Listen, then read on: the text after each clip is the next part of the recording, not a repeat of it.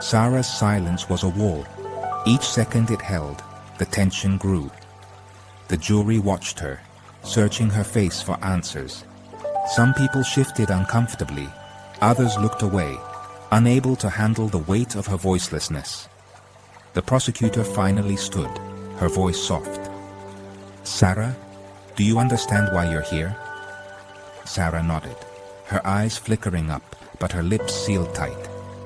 The judge, Judge Alvarez, peered over his glasses. The defense snorted, a sound of irritation. Questions hung in the air, unanswered. How could truth come out if the witness could not speak? The minutes dragged. Every tick of the old clock sounded like a warning. The silence became a question mark that no one could erase. Whispers grew in the benches, at the back of the room. "Why is she here if she won't talk?" someone murmured. But Sarah just sat, shoulders stiff, eyes shining with things unsaid. The prosecutor tried again, voice more urgent now. "Sarah, did you see what happened the night of March 14th? Sarah's lips parted, but no sound came. Her throat worked. Still, nothing. The defense lawyer seized the moment, rising to his feet. "With respect, Your Honor, this is a waste of time," he declared. "The girl can't speak. We have no testimony." A wave of murmurs crashed through the room. Judge Alvarez raised a hand, but the damage was done. The jury looked lost. The prosecutor leaned in, desperate. "Sarah, can you write it down?" A pad and pencil appeared, but Sarah shook her head, tears bright in her eyes. Her hands trembled in her lap. Each second of silence was a stone in everyone's chest. It felt hopeless. The truth so close seemed trapped forever behind a wall no one could break through. The judge's brow furrowed, deep in thought. Judge Alvarez watched Sarah carefully, his eyes narrowing. He noticed her hands. They twisted and fluttered in small nervous movements. Not random, he realized. Purposeful. The judge leaned forward, his voice gentle but firm. "Sarah, are you trying to tell us something with your hands?" Sarah froze, then nodded, hope flickering in her eyes for the first time. The prosecutor blinked in surprise, suddenly understanding. The judge turned to the bailiff. "Does anyone here know sign language?" A young woman in the gallery raised her hand. "I do, Your Honor. I can interpret."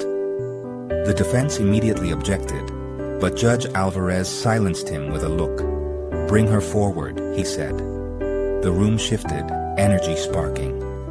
For a moment, the courtroom held its breath again. But this time, there was hope in the silence. A fragile bridge between truth and justice. The interpreter approached, her face calm but determined. She sat beside Sarah, close enough to see every movement. The defense lawyer protested, his voice rising.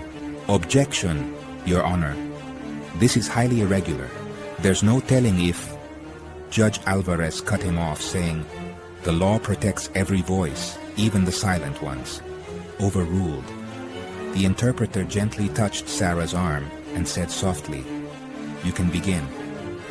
Sarah's fingers moved, hesitant at first, but growing surer with each sign. The room watched, spellbound. The interpreter's voice filled the silence. "My name is Sarah. I want to tell what happened." The defense shifted uncomfortably, sensing the tide turning. Every eye was on Sarah. The silence was gone, replaced by words flowing from her hands, words that everyone had been waiting to hear. Sarah's hands moved quickly, her eyes shining with courage. "I was there," she signed, the interpreter speaking each word. "I saw everything. He thought I couldn't tell." The accused stiffened, his jaw clenching. The jury leaned forward, hanging on every word. Tears slipped down Sarah's cheeks, but her hands didn't falter. "He came into my room. He told me to stay quiet, that no one would believe me. The courtroom was silent, except for the interpreter's voice, soft but full of strength. The defense tried to interrupt, insisting she could be making this up. Judge Alvarez raised a hand. Let the witness speak. Sarah's story poured out, each detail vivid, her fear, her pain, her desperate attempts to hide. For the first time, Sarah's voice echoed through the courtroom. It was clear, unwavering, and impossible to ignore. Sarah's testimony turned suddenly, her hand spelling out something unexpected. "He has a scar," she signed, "on his left wrist. He got it that night from the broken glass." The interpreter's voice trembled on the last words. The prosecutor's eyes widened. The defendant's face drained of color. He reached for his sleeve, instinctively covering his wrist. The jury gasped, the truth unmistakable now. Only someone present would know that detail. The defense was silent, defeated. Sarah looked at the man who had hurt her hands steady now. "He lied," she signed. "But I cannot." The interpreter echoed her, voice steady as stone. The courtroom was transformed.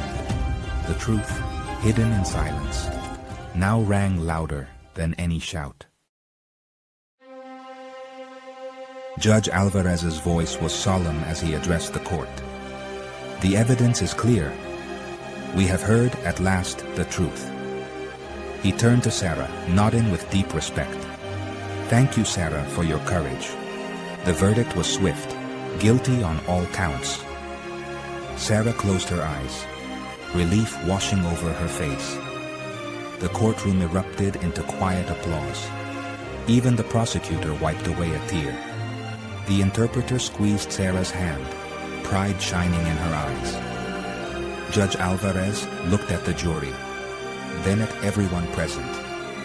His final words echoed through the room. Let this remind us. Sometimes the loudest truths are told in silence. May we always listen for what is not said, and fight for those whose voices are unheard. The gavel fell. Justice at last had listened and heard. What's something people don't know about stories? They never truly end. There's always a new adventure waiting for you. Just pick your next tale and I'll meet you there. Subscribe to the Story Circle and let me know which story I should tell next in the comments.